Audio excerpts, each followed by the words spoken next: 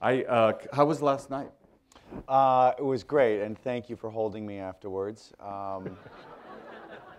Let's just get right. No, we showed the movie here last night, and it went very, very, very well. It was very well embraced by you nice people here at South by Southwest. It's an honor to be here. How many here saw it? Wow. All right. Are there any surprises? I know you've been in Toronto, and I know you've been here. Are there any surprises when you see it in full screenings now? No.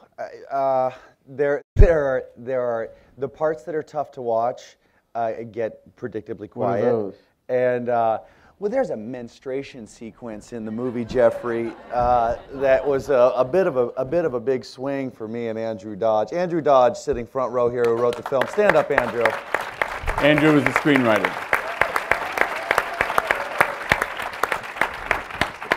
So if you've got any issues with the film, It's Andrew. okay, it's not my fault. No. But certainly that one is a tough sequence to watch because I'm playing a character that is deeply flawed. He's not as bright as all of us. He does not know how to handle his emotions and the fact that he got his feelings hurt. He's doing something that is very sort of petulant, and so that one gets quiet. But usually the jokes get some nice laughs. I'm so relieved. I have a question about. Okay, so. You have all the choices of all the scripts and all the venues you really. have. Not really. And this is your first, although I've been under your wonderful directorial baton and you're an excellent director, and this is a fabulous film, but this is your first venture out as an independent directorial filmmaker. Why this particular script? Well, Andrew and I both have black coal hearts. Comedically, we go pretty dark, but I think what I saw in Andrew's script and would lead me to believe that we share this as well is that I learned this from you, quite frankly, that there needs to be a reason for a character to be doing something that is funny. I mean, sure, you can write a funny joke, and you know anybody can say a funny joke, and you're going to get a laugh just by its very definition. It's just a good joke. But if you're going to make an audience laugh through behavior or situation, et cetera, there needs to be something under it. And as a consequence, there usually is not a lot of, one of Jeffrey's terms, and not a lot of winking that's going on. In other words, it's deadly serious to everybody inside the film. It's not funny to them, and if they heard anybody laughing, they'd be deeply offended. And so that's what this film seemed to have. There's a deep vulnerability, and it's a drama to everybody inside it. And so that was challenging to me, to be able to direct and manage that tone, that effort. You mentioned the word tone. Did you guys ever? Was it hard? It does have a particular tone, and what I told you in my email was I have not seen a tone quite like this. It's very. I haven't, and I mean that in a salutary way. I think it's beautiful, and it's unlike anything I've ever seen. And it, you know. You don't know, you're saying, well, am I supposed to go here? Am I supposed to go there? And I love that uncomfortability, and yet comfortability of the professionalism of the script. Was that hard to find that tone? The acting part of that tone was not difficult to find because the comedy that I tend to do lives very close to drama anyway. I'm usually playing the straight man, or I'm reacting for us. And so that is generally not a very broad flavor of comedy. I'm not taking big swings. I'm not throwing pies or getting hit by them. I'm reacting to that action. So I'm usually pretty straight and muted. So that part of the performance tone was fairly simple. for me, which is why I took on the part. I didn't want to initially. I asked a couple of Talk about that. I asked a couple of bigger, better actors, and they told me to go screw myself. And so I said, all right, well, I'll play the part, and plus it might actually lighten my workload because I don't have to direct the lead actor, and I can do other things. But as a director, trying to build an environment, a palette, an aesthetic that lends itself to that kind of tone is what is the most exciting thing about directing for me, because it involves all the departments it was inappropriate for me to get involved with as an actor. The camera department, the lighting department, the editing, the music, everything else. I mean, actors work 15 minutes an hour. That's it. While everyone is making the movie, you're in your trailer either learning your lines or watching Judge Judy or doing whatever the hell you want to do. But everybody is setting the environment, building everything you see and everything you're about to hear. And then, and this is not to belittle acting, but then we actors come in and we talk. And when you're done talking, you go back in your trailer and they continue making the movie. So that was the part that I was really interested in unapologetically contributing. And how'd that go? It was the greatest experience of my life. I had an incredible group of skilled technicians that know how to, I want this to feel a little bit more melancholy. I know that there's a combination of focal length and lighting and music and editing that will set the table for you guys to then receive the great words. That it's a combination of elements, and as a director, you are. It's like conducting an orchestra. You're in charge of the sound of those instruments, and the aggregate sound of that gives you a shared experience, hopefully. I'm so proud of you. Don't you start crying on me. Were you on the set? Did you Every guys day. change at all? As men? As men, and did you change the script at all as you went, or was it locked? Andrew was incredibly flexible and egoless throughout the whole development process. Once I read the script and expressed huge love for it, he and I sat and I kind of explained to him what I thought he was trying to say with the script, and he said, yep, and I said, okay, great, because that's the version I'd love to make. And do you think that maybe if we do this or say this, we might say what you're trying to say better per the way I'm going to perform it and per the way I'm going to shoot it? And it was usually yes. And so he had his laptop there, and we'd start either cutting a scene or adding to a scene or reshuffling scenes or tweaking dialogue. Or there's this, and it was new to me, but I'd always heard about it, this great moment when a director comes on a project, and new to Andrew too. This is the first script Andrew's ever written. This is your first? Yeah. And so we were trying to figure this thing out as a team, because it's a team of one, then it's two, then you start hiring people, and the team becomes much, much bigger, and we're still adding to the team. I'm meeting people here at this festival that are part of Focus's marketing department, that we're all just trying to deliver it to people and trying to keep it not completely frayed, because how do you marshal your performance when you're the director? Or who's your eyes? Well, there's great people in what's called Video Village, which is this group of chairs where the producers, the writer, the director of photography, the script supervisor, a bunch of people sit around that you trust, and they watch the TV of what the camera is grabbing. And it's usually where the director sits. And so do you do a take and then go to Video Village and watch it? I wanted to be judicious with the time I spent doing that. As much of a narcissist as I am, it was very tempting to watch every take by the back, way, but yeah, he is the king, the greatest. He is the un-narcissist guy. You actually never know what he's doing, because he never brags. You never know what he's doing. He just keeps getting better and better and better and better and better. But he's not one of these braggarts. I don't know why. This is why I wanted him to moderate. He is truly one of the most ethical men I've ever met. And that's not because we had barbecue just now in the dressing room. He's drunk on beef. So I would do 2, 3, 4 takes, and then it would feel like, well, maybe we might have something there that was what we wanted to do, and then I'd go check that on playback. And I just have to tell you as an actor, I would have huge problems with that. How do you get over the shape of your nose, let's say, or your I mean, no, seriously. You could land a plane on it. Yeah. I'm not saying your nose, although now that you say shitty. it. I mean, I'm going to bounce back from that comment, but it was pretty shitty. I mean, how do you get over the little things onto the grand things? How do you get over that? You know. From just being a little kid, basically when I was blissfully ignorant and wasn't vain and didn't have a complex about any number of things, not the least of which is my nose. I watched what I did.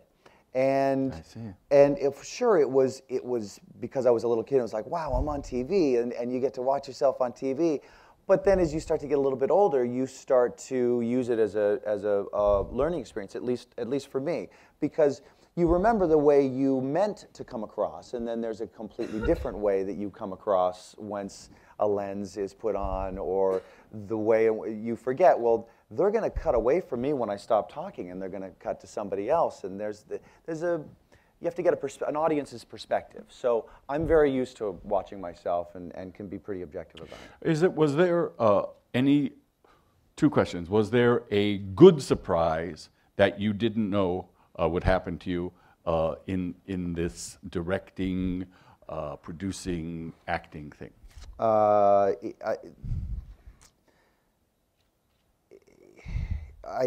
knew that I would love it more than anything in the world, and it was a surprise that I loved it even more. So I had to keep myself from working everybody 17 hours. I mean, I wanted to be there and keep going and going and going. The pre-production and post-production is something I've never been exposed to, literally, at all. Well, I remember you talking, he talked about the sessions that he had with you, and because we were working with Arrested at that time, and you were on fire. You just said it was the most exciting thing that you'd ever gone through working like that. Was there a bad surprise? I wouldn't call it bad. I would say that the process of the music section of making a film, which is so hugely affecting with an audience, does not get given the amount of time that it deserves. It's, a few weeks, and usually that time is spent with the composer and the director apart, and the composer kind of working in a vacuum with some And rough your composer assembly. was? Rolf Kent, who has done all the music for the Reitman films and the Alexander Payne films. I mean, this guy's like, I was so lucky to have him, and I love what he did with the film, but I'm so in awe of how much music can enhance, support, offset what you're trying to do on the set, that I would have wanted to get in there and just play forever with all of what music can do, and to be educated on what music can do. The whole So theory. how did you bring yourself to him? Did you say that you were, did you let him step forward more than you did? Or? Yes, in general, I deferred to all that were working on the movie, because best idea wins. I certainly had a very clear idea about what I wanted to do, and would lead with that idea, and if somebody had a better idea, they were encouraged to speak up or to enhance that idea. Did you storyboard? Yeah, storyboarded everything, shot listed everything, and decided exactly the way I wanted every single scene to be shot before we started. Now, I was nimble, malleable on the set, because as you know, you get some genius like this guy walks in and he says, well, I think I want to do this whole scene lying down. Or I want to enter through that door instead of that door. How were you with the geniuses who wanted to lie down, by the way? I was like, great. And that was always my idea, to lie down in the scene, by the way. Right, exactly, yeah. It's not a big fan of standing. Yes. And so you pivot, you figure out a different way to shoot it. Now, sometimes a scene, what you're trying to say with the scene is on purpose not going to be said with the dialogue. It's going to be told with images and probably a little bit of music. And so it becomes a little bit less arbitrary about where you're sitting, where you're standing, because I might need you standing in front of that mountain or that sign in the background that's going to be in soft focus, but it does give us a little bit of information that explains the look on your face that's in the foreground. Some specific stuff like that, I would try to convince the genius that there's something else at play here, which I will, finish in the post-production process.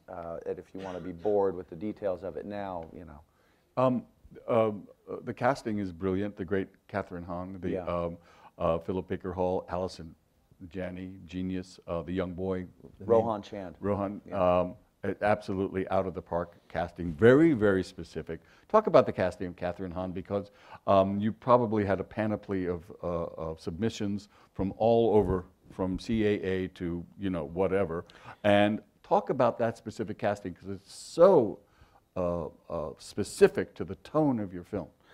Well, and I love her. I think that we don't have a lot of ways in which to make our decision on how we're going to, what movie we're going to spend money on, right? I mean, you've got the commercial, you've got the poster, you've got the trailer, and you've got the cast, and that has to get you to the theater, but it also has to set the correct mood for what you're about to see, because if marketing or casting or whatever it is tells you it's going to be something different than what they deliver, you're going to give it a false negative. It's like if you're in the mood for Chinese food and you go to the best French restaurant in town, you're going to say that Chinese food was terrible. Yet it was so. The casting. Are you saying that it's so? If the audience sees Allison Janney and it sees your marketing people are looking at me like Philip Baker Hall and Philip Kathryn Baker Hall, Hahn and if you see Kathryn Hahn, that you know what restaurant you're walking into. Is that what you're saying? I hope so. I think Rachel Harris perfect. and Ben Falcone, Absolutely. and these people are revered, rightfully so, for a certain brand of humor. Did you audition her, or did you talk to her? I didn't audition. The only person I auditioned was Rohan. Did you see her in Afternoon Delight? No, I had never seen Kathryn act before. Kathryn and I were just friends. Kathryn and I were just friends, and I just talk about that. Well, I made an assumption that her quality was such that it was perfect for the part, and that her acting would be pretty similar to the way she's just so intoxicatingly comfortable in her skin. Yeah. That there's just no way that she would do some 180 when it's time to act. Well, full disclosure, I saw her in Afternoon Delight because I saw it because I was trying to, I was about to work with Jill Soloway, who just directed her, and she's a and I just worked with her with my thing for on Amazon, and she was a revelation to me. She's a revelation to me because the choices, and your chemistry was so, I didn't know you were friends, your chemistry is so, I mean, you said I watched it alone. I was laughing out loud with "Don't look at me, don't look at me, right. Don't look at me." Yeah, which is a lot of what my wife and I say when we have sex. So I felt very comfortable with clearly what Tiffany and Andrew say. At least once a month. It's got to be at least once a month, twice a month. Good for you. 1.5. I get what you're saying. Did you have to talk to the boy and the boy's mother about the language? Well, there's everybody gets the script before they voluntarily audition for the movie. So because there was some language. There's some language. There is, not to overuse the word, but there is some tone in this film that is not soft and chewy. We assume that he is soft and chewy, but he's got this comedically abrasive veneer. So yes, they were all privy to the script, obviously, and they were clearly okay with it because they drove their kid to the audition. Now, I still felt the obligation to reassure them that what they were attracted to, hopefully in the script, is what I was with Andrew's script, that there is a deeper agenda at play here, and that this is a story about a guy whose feelings were hurt, and that that's the equivalent. That scene right there is the equivalent of a boy in 5th grade pulling a girl's hair that he really likes. I mean, that's the way kids flirt. This is me bonding with that kid, and you see shortly thereafter that he kind of he does hang out with them. This is just he wasn't brought up well. And it was my obligation.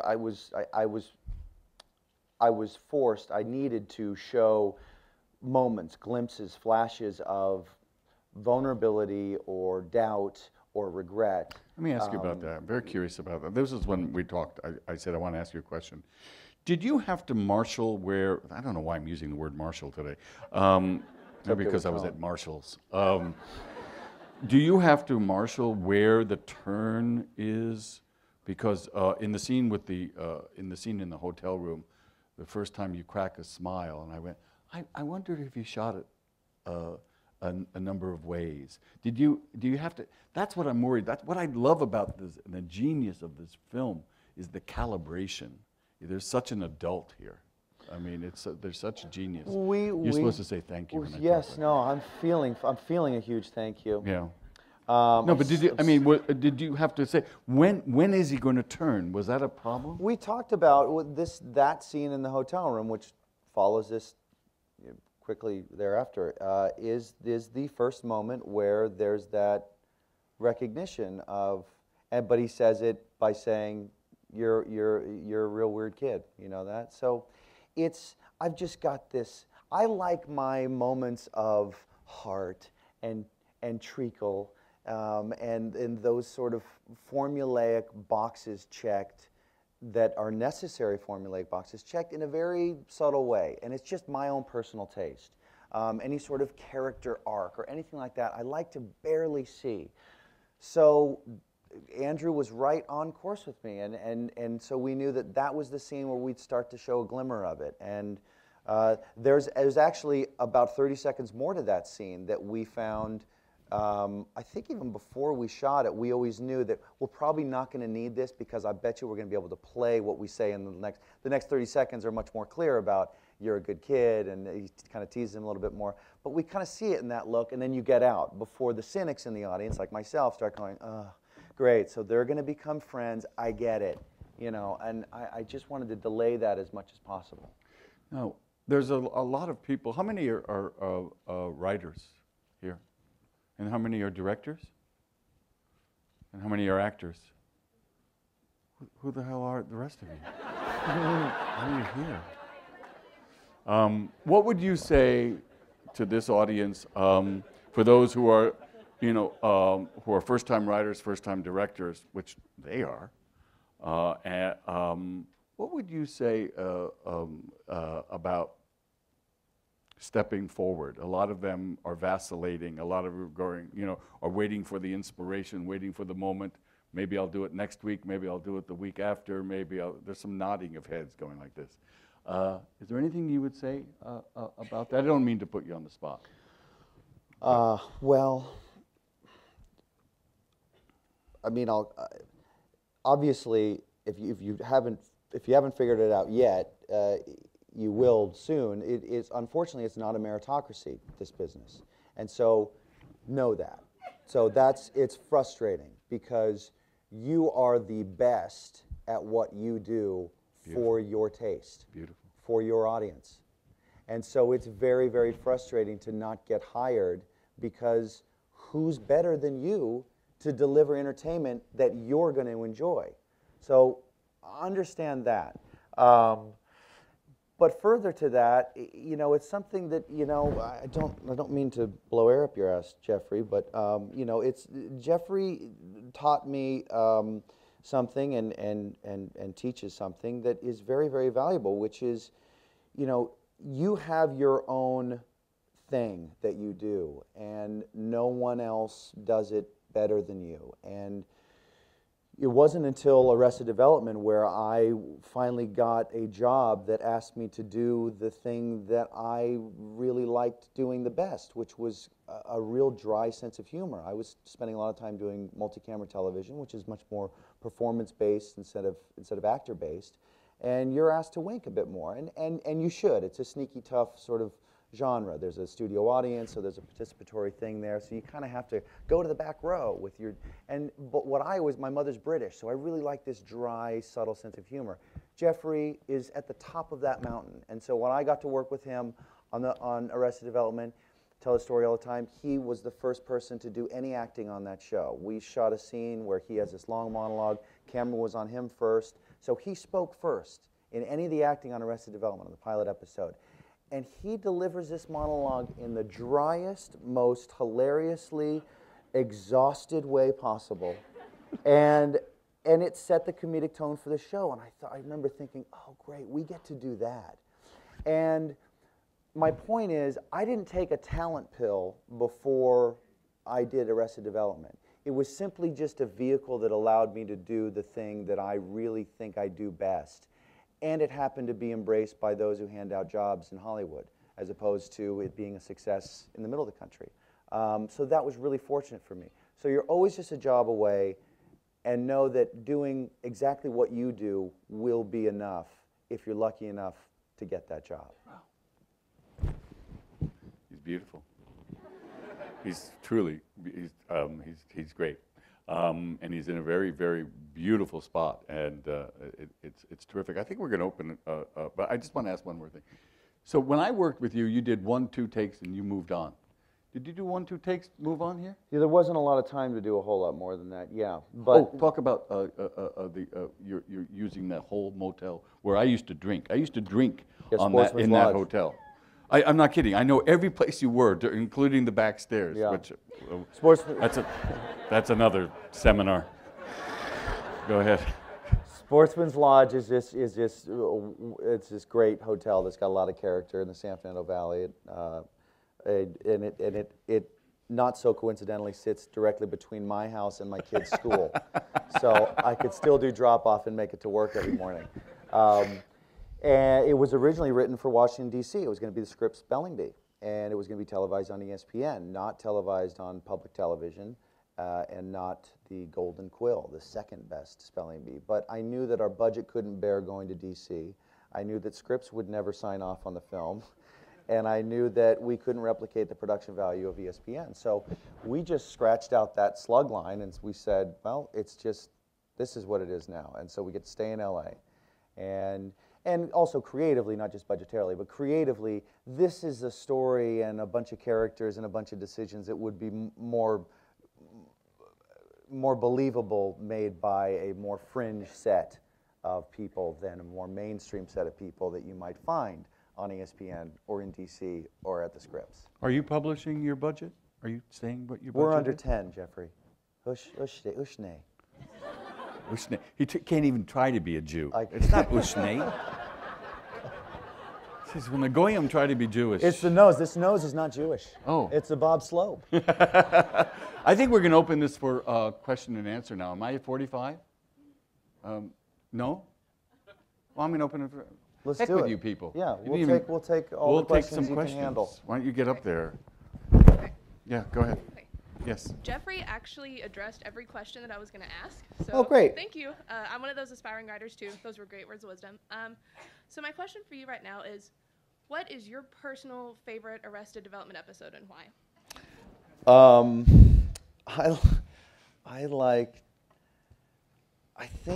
I think my favorite was the one-armed man that taught us lessons, right? Although, truly, and this is not more posterior air, every single scene I had with Jeffrey was just a dream for me.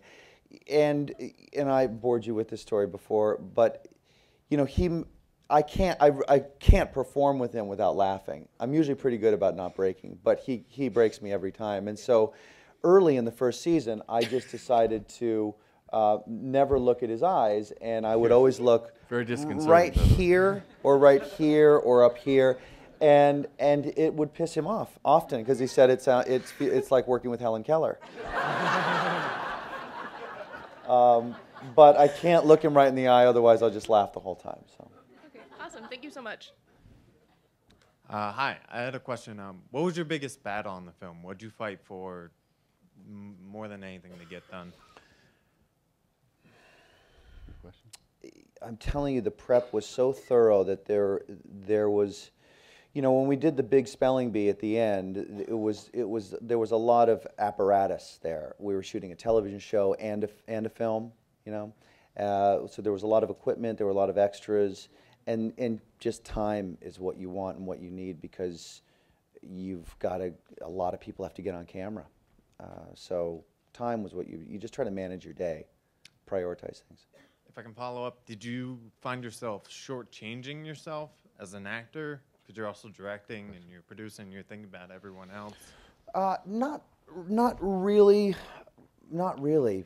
I had the advantage of knowing exactly what I was going to use in the editing room. So I knew that if I said that last line like crap, I'm going to be on an establishing shot anyway. That's going to play in VO, so it didn't matter. So I knew I don't need to go back and get that again, because I'm not going to use it.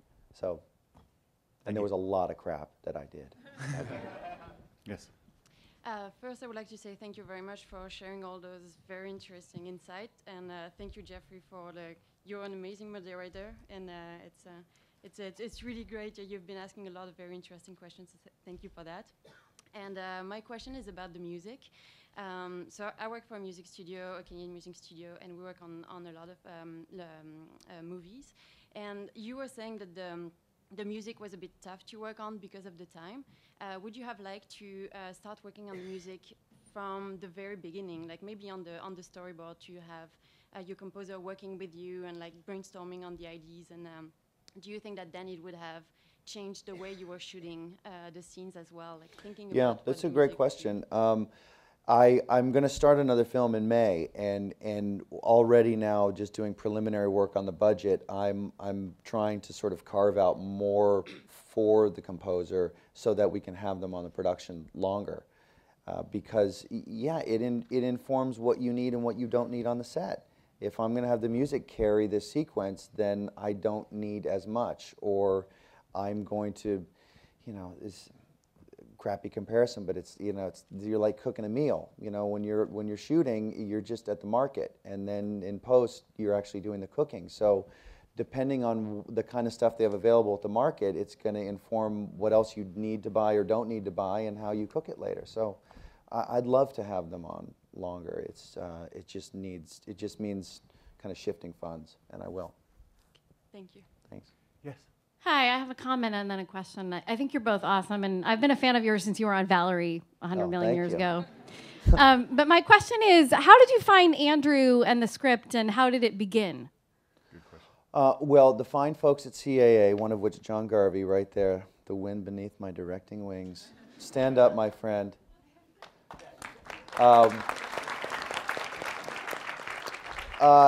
John found this script actually when he was working for the guy who was at the time my agent, and John was his assistant, and that guy is no longer there, and John is now a full-blown agent, and John is the man. So John found this, and when I asked the agent, hey, would you send me some scripts? Like, yeah, sure, I'm going to find you some great scripts. And of course, then he says, John, find some scripts for this Bateman guy. He says he wants to be a director, And then John finds these three great scripts, but Bad Words was, far and away the best of the three.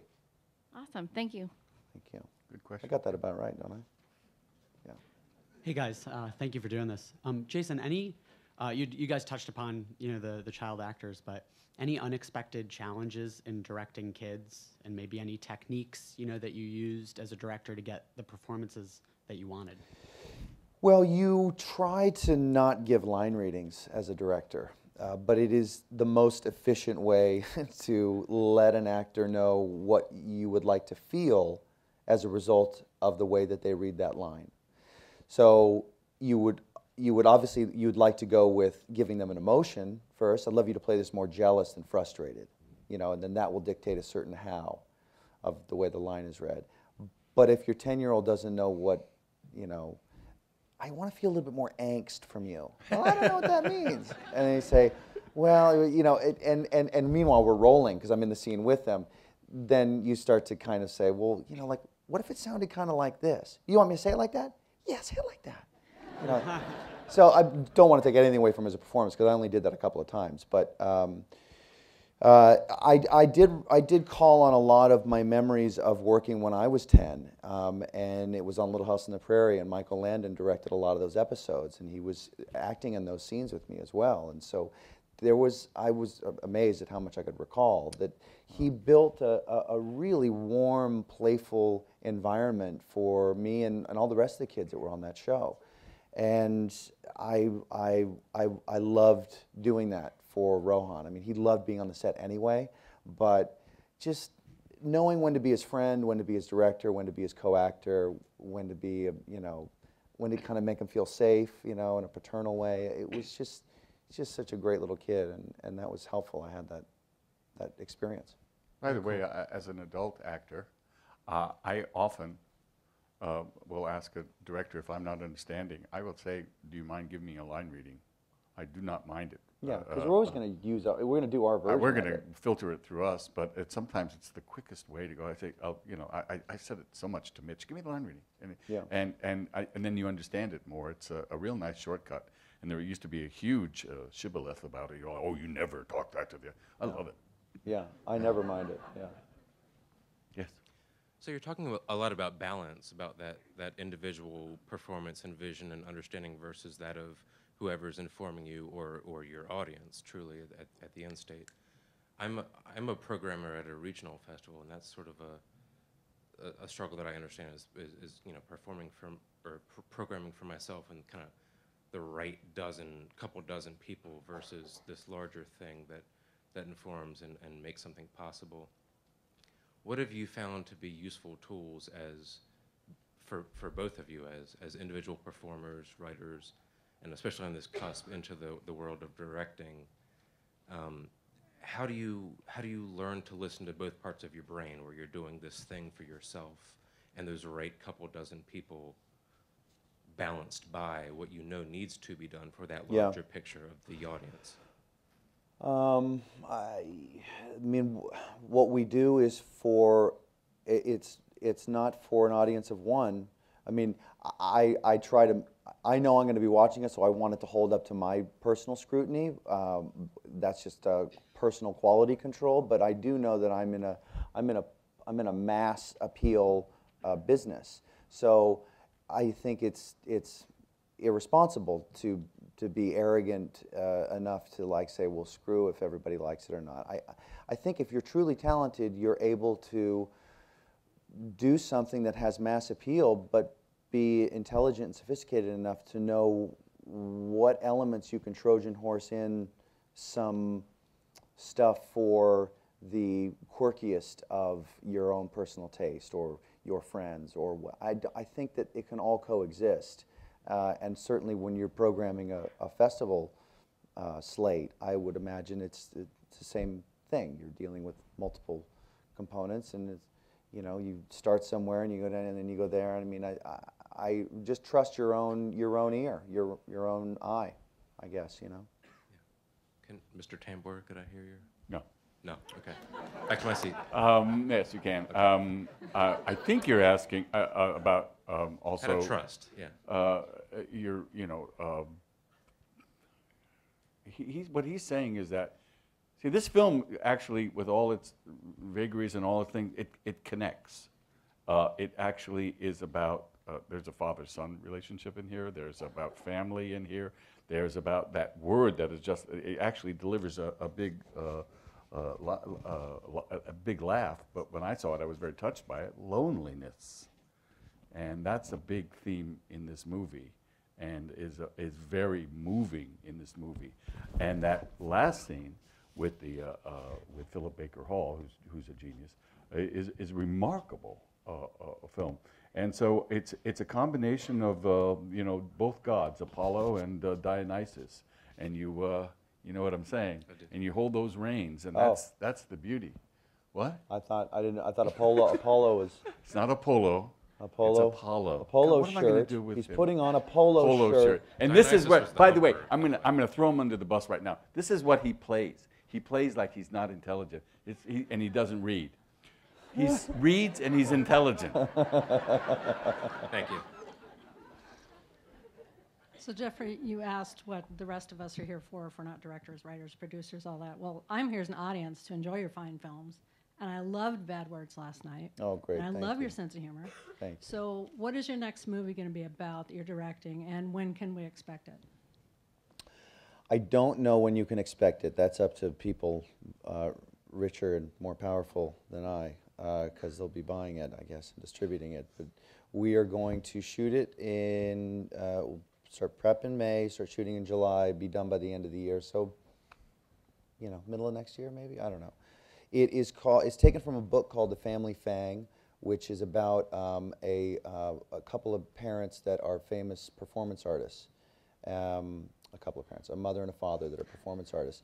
And the brother and the sister, the daughter and the son, played by, I play the brother and Nicole Kidman plays the sister, the daughter.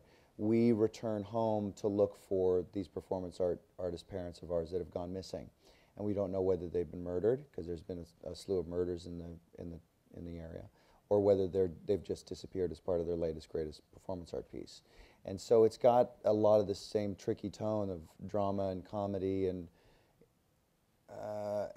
vulnerability and mystery, and it's odd and it's small and it should be pretty interesting. It's another one that demands kind of building that odd-looking world, and it should be pretty great. David Lindsay Hebert, who was a Pulitzer Prize-winning writer, adapted it from this book.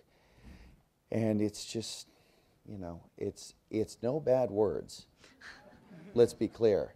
It's going to be dog shit compared to Bad Words. Because Andrew didn't write it. But this David Lindsay Hebert guy, he can put a pen to paper. You know. Thank you. Thank you. So first of all, these last 24 hours have seriously been the greatest experience of my life, so thank you for being here. And for those of us that are trying to get more into the business side, finance, marketing, do you have any advice for getting on this team that you're expanding? For the team that I'm expanding, I would point you towards the focus people. Where are they? They're over here in the corner. Marketing is something that is an incredible field. Really, really challenging. I really admire the work that people in marketing do, because they're trying to figure out what we all want and how to position it. It's pretty cool. But you're onto something that's very very big, and a lot of people are in your position here. And I will tell you, one of the things that I teach is, you see what I'm doing? Pulling. Start grabbing and pulling. And don't be afraid to ask, and don't be afraid to bother people, because that's how you get ahead. And if they give you any heat, just say, you were once like this, and you did the same as I am doing.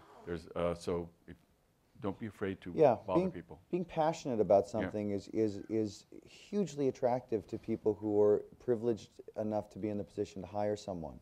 It gives them a lot of actual comfort and peace to know that if I give this person that job, I don't have to worry about that job, because they really want to do it. I mean, there's a fine line between being, too cloying and desperate, but you get a sense of what that line is in 6th grade. I mean, just take it right up to there, and it's.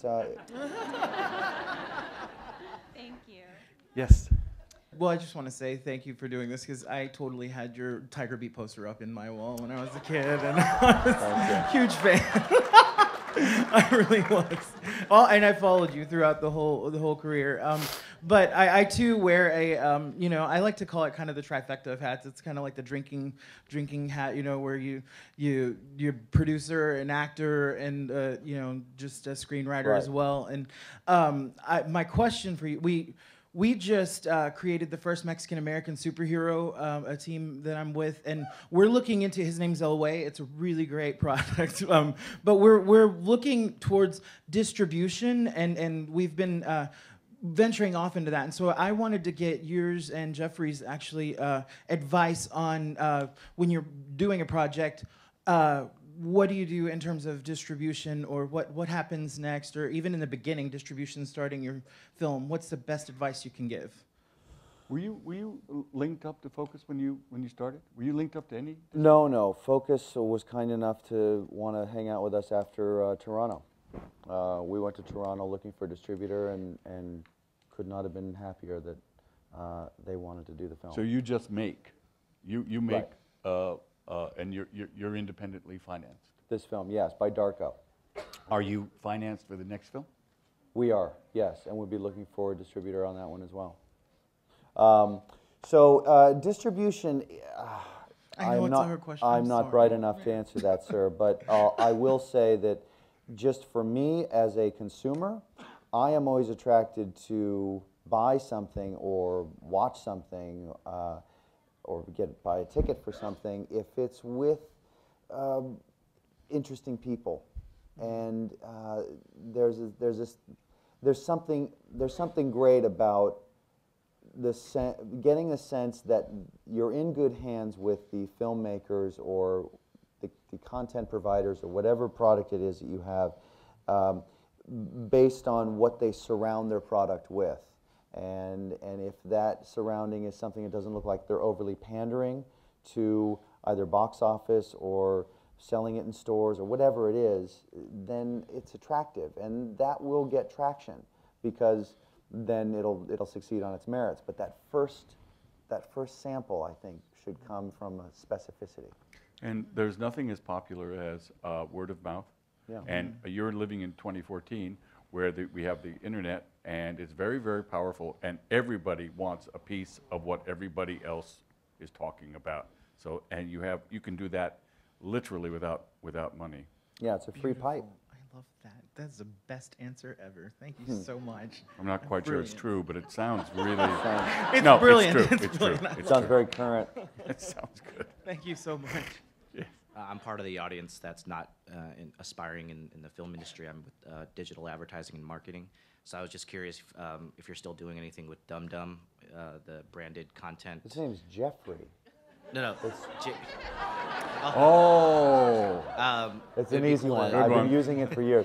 There's a company that Will Arnett, another fellow you know, Will Arnett and I had that was a digital marketing company. The answer is, fortunately, Will and I got too busy with our day jobs to really keep hands-on day to day on that, and it's resting right now. He called me the first day he was at the office. He went, "I'm in an office." He was he loved being in an office, like a kid. Yeah. He's like, "I have an office, I have a desk." Yeah, had one of those little headsets. Yeah, the little like doing pencils. Yeah, I loved it. Counting paper clips, as Yep. my wife liked to say. Yes.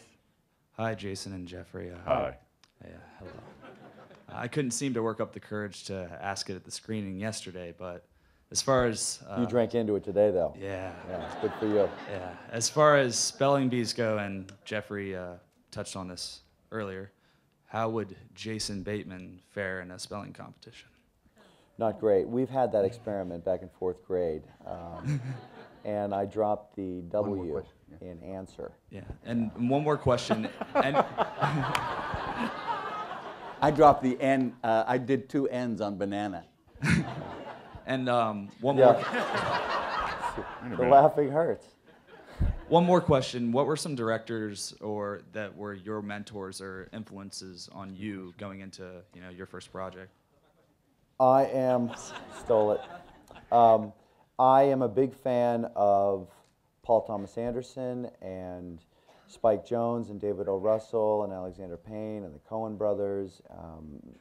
These guys create very specific, fairly raw worlds that are kind of, they're 360-degree environments for the audience, as opposed to just sitting in your chair eating popcorn and watching a fun screen. You actually go in when you're in those movies, and that's what I aspire to. Cool. Thank you. I'm afraid this is going to be I'm sorry, guys. This is going to be the last question because Jason has to get back to LA, and I'm doing some hair extensions. So, All right. Last question. I made it. Sorry. This is a question for you two and for your writer as well. So in your industry, how do you deal with creative compromise? How often do you run into that, and how do you deal with that? Does it ever get soul crushing? there's usually a way to serve both agendas. You know, there's really not a wrong way or a right way to do anything in the, you know, pardon the term, arts, you know, whether it's film or painting or anything. I mean, it's just, because there's no rules. So you can take someone's note and you can usually appease it. You can satisfy them and you if you just work a little bit harder and you come to work with a surplus of compromise and patience. It's part of your job, I think, because it's a team sport. Yes, Andrew? Yeah, what you said. Thank you. What he said. Jason. Jeffrey, thank you so much. Congratulations. For I'm doing going this to talk. for me. Congratulations. It's a magnificent film. Thank you for coming. And thank you for your film, your work, and your words of wisdom. Thank you.